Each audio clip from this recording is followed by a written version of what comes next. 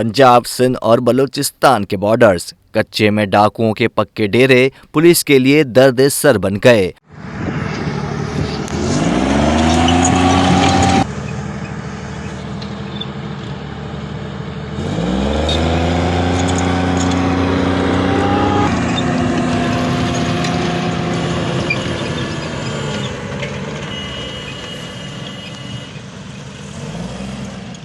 कानून नाफिज करने वाले इदारों ने फिर कमर कस ली। कनकोट में पुलिस और रेंजर्स के जवानों ने कच्चे के इलाके को घेर लिया। पुलिस और डाकुओं की फायरिंग के तबादले में हस्सू बंगाली गैंग का अहम कारिंदा शरीफ बंगाली मारा गया।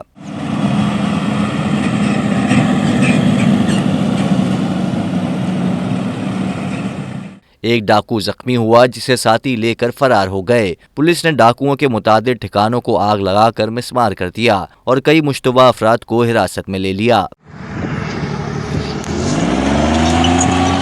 स्कूल टीचर अल्लाह रखियो के कातिल का मुकदमा 2 रोज बाद 7 डाकुओं के खिलाफ दर्ज कर लिया गया।